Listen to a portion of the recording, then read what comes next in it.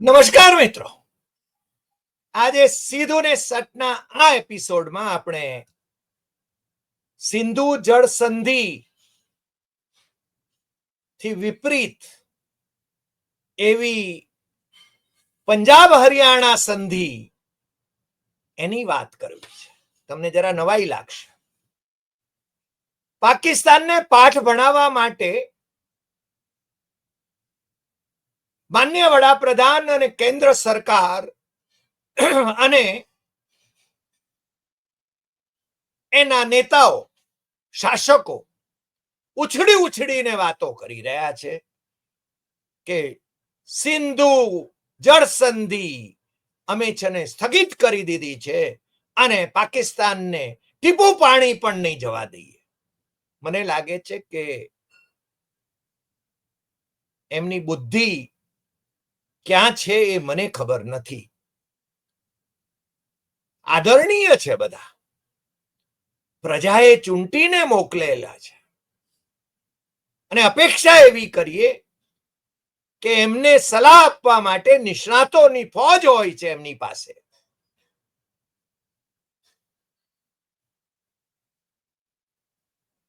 હવે પાકિસ્તાનને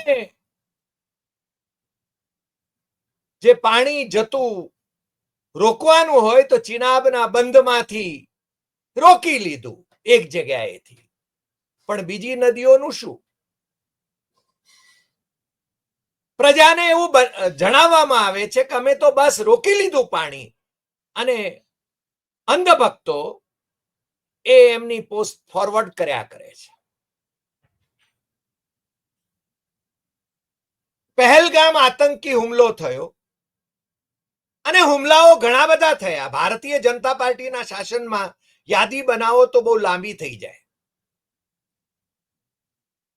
એવું નથી કે ભારતીય જનતા પાર્ટીના શાસનમાં જ થયું. કોંગ્રેસના શાસનમાં પણ આતંકવાદી હુમલો મુંબઈમાં થયો હતો 26/11, પણ એમાં 3 જણાએ રાજીનામા આપવા પડ્યા હતા. કેન્દ્રના ગૃહમંત્રીએ, મહારાષ્ટ્રના મુખ્યમંત્રીએ, મહારાષ્ટ્રના ગૃહમંત્રીએ પહેલગામ આતંકી હુમલા માટેની સુરક્ષાની જવાબદારી કેન્દ્ર સરકારની છે અને ન તો લેફ્ટનન્ટ ગવર્નર જમ્મુ કાશ્મીરનું રાજીનામું પડ્યું છે, ન કેન્દ્રના ગૃહમંત્રીનું રાજીનામું પડ્યું છે.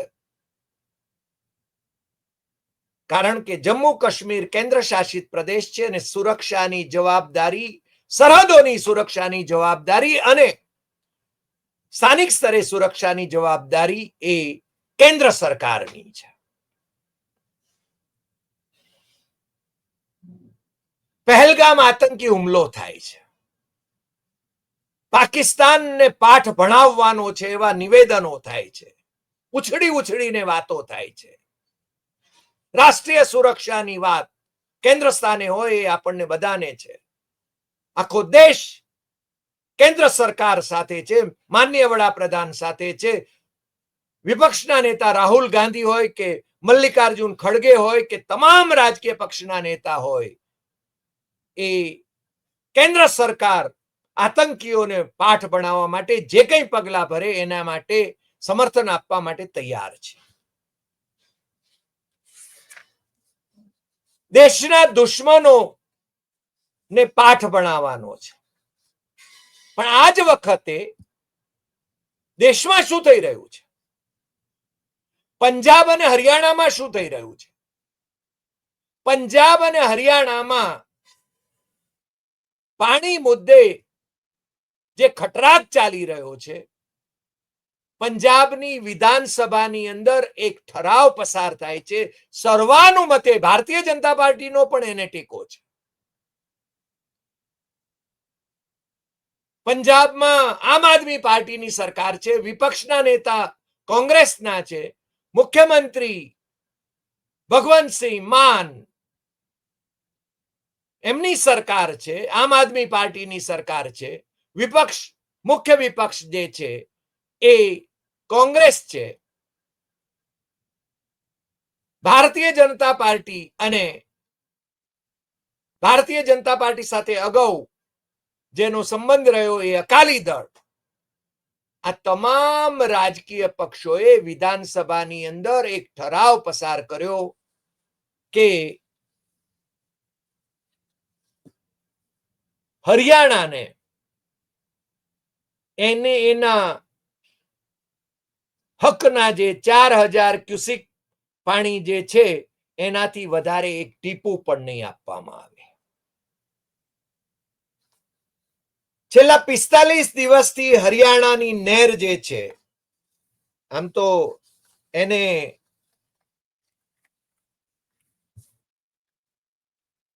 એ આખી સુકાઈ ગઈ છે. હરિયાણા કઈ પાકિસ્તાનનો ભાગ નથી. પંજાબ એ ભારતનું જ અંગ છે. હરિયાણા પણ ભારતનું જ અંગ છે.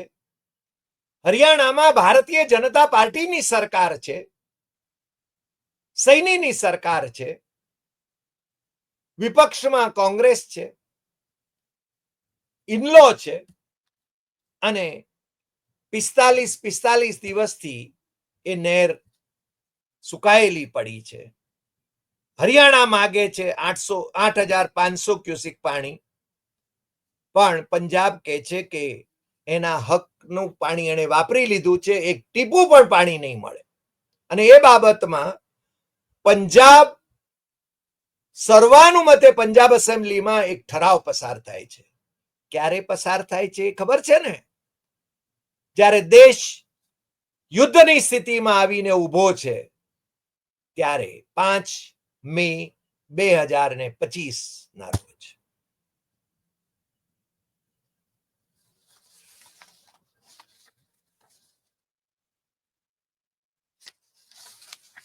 સર્વાનુમતે ઠરાવ પસાર થાય છે. 5 અને 6 મે એ હરિયાણા અને પંજાબના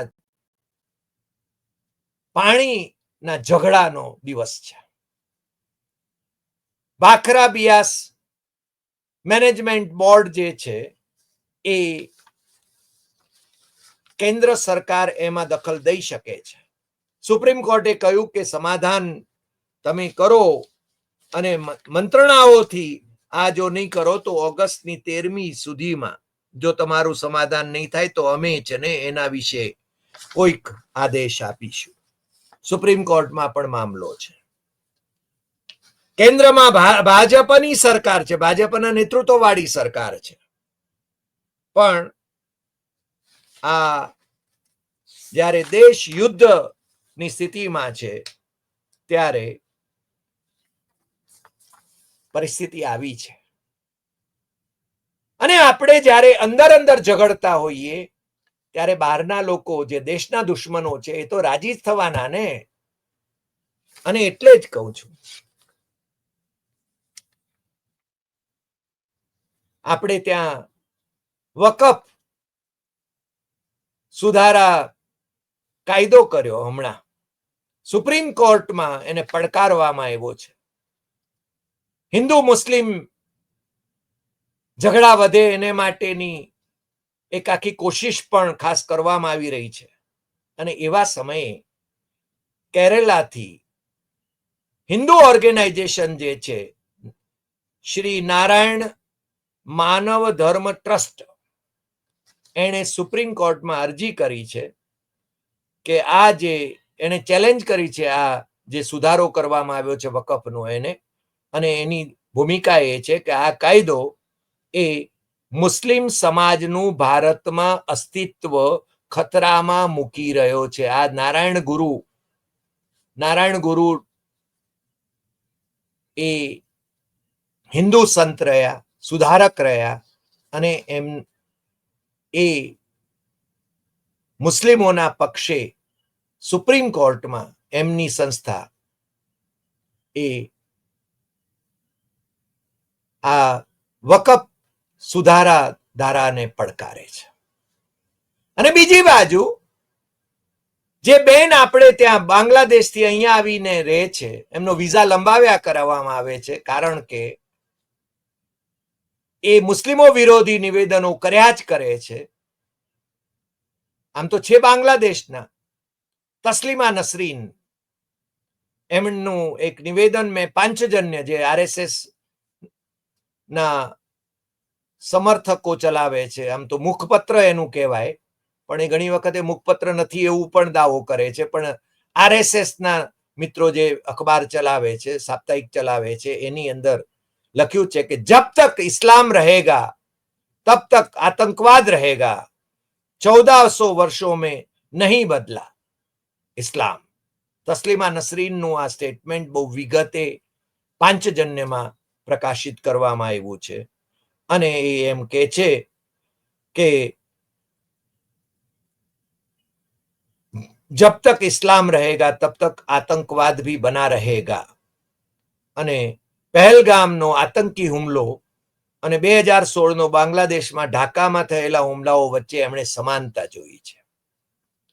હવે આ બેન ભારતમાં પણ હિન્દુ મુસ્લિમ રમખાણો કરાવવામાં જાણે કે ખાસ સક્રિય હોય એવું છે. આમ તો અમેરિકામાં રહે છે, પણ અહીંયા કલકત્તા એમને ઘર જેવું લાગે છે. અચ્છા, એની વિગતો પણ એની અંદર એમણે ખૂબ આપી છે. આજે સતલજ યમુના લિંક કેનાલ જે છે, પંજાબથી હરિયાણા ને પાણી આપવા માટેની એ કેનાલ, આમ તો એ પ્રોજેક્ટ આખો 214 કિલોમીટરનો છે, એની કેનાલનો છે. એમાંથી પંજાબે 122 કિલોમીટરની કેનાલ બાંધવાની હતી, જે હજુ અધૂરી છે, અને હરિયાણાએ 92 કિલોમીટરની બાંધવાની હતી, એ હજુ અધૂરી છે. 2002માં સુપ્રીમ કોર્ટે પંજાબને કહ્યું હતું કે તમે જલ્દી કરો, પણ હજુ સુધી એ થઈ શક્યું નથી. પણ પંજાબ એમ કે છે કે આ નદીઓનું પાણી એ અમારા માટે છે. અને બીજું, હરિયાણા માટે જે 4000 ક્યુસિક પાણી એ આપવાનું નક્કી થયું છે, એથી એક ટીપું પણ વધારે પાણી અમે નહીં આપીએ. એની વાત ખોટી પણ નથી, પરંતુ ભારતીય જનતા પાર્ટી ત્રણેય જગ્યાએ છે. હરિયાણામાં મુખ્યમંત્રી સૈની, એમની કેબિનેટ એ પંજાબ વિધાનસભામાં આવો ઠરાવ કરવા માટે મુખ્યમંત્રી માન આમ આદમી પાર્ટીના જે મુખ્યમંત્રી છે એમને ભાંડે છે. અને ભારતીય જનતા પાર્ટી, ત્યાંની પંજાબની ભારતીય જનતા પાર્ટી વિધાનસભામાં એ ઠરાવને ટેકો આપે છે. બેવડા ધોરણ થયા ને. અને કેન્દ્રમાં ભારતીય જનતા પાર્ટી સત્તામાં છે. બે પક્ષોને સાથે બેસાડીને એનો ઉકેલ કેમ ન લાવી શકાય? આ તો કાવેરી જળ વિવાદ જેવું જ રહ્યું ને. એક જ પક્ષની સરકાર હોય તો પણ, અથવા સીમા વિવાદ, મહારાષ્ટ્ર અને કર્ણાટકનો સીમા વિવાદ, બંને જગ્યાએ એક જ પાર્ટીની સરકાર હોય પણ સીમા વિવાદ તો રહે જ છે. અને જ્યારે અંદર અંદરના લોકો ઝઘડા કરતા હોય, અંદર વિવાદ ખટરાગ ચાલતો હોય, ત્યારે બહારના લોકો જે તમારા દેશના દુશ્મનો છે એ લોકો તો આનંદોત્સવ જ મનાવે. એમાં નવાઈ શું? આતંકવાદી હુમલો, પહેલગામનો આતંકવાદી હુમલો જેણે પણ કરાવ્યો હોય, એણે ભારતમાં હિન્દુ મુસ્લિમ રમખાણ થાય એ ઈરાદે જ કરાવ્યો છે. એની નિષ્ફળતા જે છે એ નિષ્ફળતા તો ભારતીય જનતા પાર્ટીની કેન્દ્ર સરકાર અને રાજ્ય સરકાર, એટલે રાજ્યમાં એટલે લેફ્ટનન્ટ ગવર્નરની છે. કારણ કે બધી સત્તા લેફ્ટનન્ટ ગવર્નર પાસે છે, હોમ મિનિસ્ટ્રી એની પાસે છે.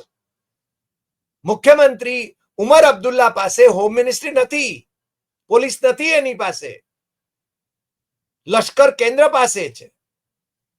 સુરક્ષાની જવાબદારી, એની નૈતિક જવાબદારી અને બધી જ જવાબદારી એ કેન્દ્ર સરકારની છે, ત્યાં કેન્દ્ર શાસિત પ્રદેશમાં. કોઈ રાજીનામું પડતું નથી. માત્ર બિહારમાં ભાઈ પહોંચી જાય છે અને ત્યાં ચૂંટણી જીતવા માટે ભાષણ કરે છે. બદલો લઈશું. કેટલા બધા દિવસ થયા? 22 એપ્રિલે આતંકવાદી હુમલો થયો હતો. અને પાછા 4 મેના રોજ ખેલો ઇન્ડિયા એ ઓનલાઈન પાછા ભાષણ કરે છે બિહારમાં. એનું ઉદ્ઘાટન કરે છે. જવાના હતા પણ ગયા નહીં, કારણ કે દિલ્હીમાં બેઠકોનો દોર ચાલે છે. પ્રશ્ન એ છે કે બાહ્ય આક્રમણો સામે આપણે છે ને સંગઠિત થઈને લડવાનું હોય. એવા સંજોગોમાં પંજાબ અને હરિયાણાના જળ વિવાદ એને તો દિલ્હીએ શાંત પાડી દેવો જોઈએ. આ જ વખતે એ વિવાદ ઉભો થાય અને એમાં રાજકીય નિવેદનો થાય અને આપણે પછી કહીએ કે પાકિસ્તાનને અમે ટીપુએ પાણી નહીં આપીએ. અરે ભાઈ, પંજાબ કહે છે કે હરિયાણાને અમે ટીપુએ પાણી નહીં આપીએ. આ તો કઈ શોભાસ્પદ વાતો છે. દિલ્હીની આટલી બધી મધ્યસ્થી કરવાની ક્ષમતા પણ નથી. આપણે એવી અપેક્ષા કરીએ કે આ જળ વિવાદ, બે રાજ્યો વચ્ચેનો જળ વિવાદ એ જલ્દી ઉકેલાય અને ભારત સંગઠિતપણે પહેલગામ આતંકી હુમલાનો બદલો લેવા માટે યોગ્ય પગલા લે. આખો દેશ કેન્દ્ર સરકાર સાથે છે અને આપણા લશ્કરી દળો ત્રણેય પાંખો એ કોઈ પણ પડકારને પહોંચી વળવા માટે સક્ષમ છે, એવી અમને શ્રદ્ધા છે. આજે આટલી વાત. ફરી મળીશું નવા એપિસોડમાં નવા વિષય સાથે. તમારા પ્રતિભાવોની અપેક્ષા જરૂર છે અને આપણી યુટ્યુબ ચેનલ ડોક્ટર હરિદેસાઈ સત્યમેવમ તથ્યમ એ દેશમાં અને વિદેશમાં મિત્રોને સબસ્ક્રાઇબ કરવા માટે જરૂર જણાવશો. નમસ્કાર.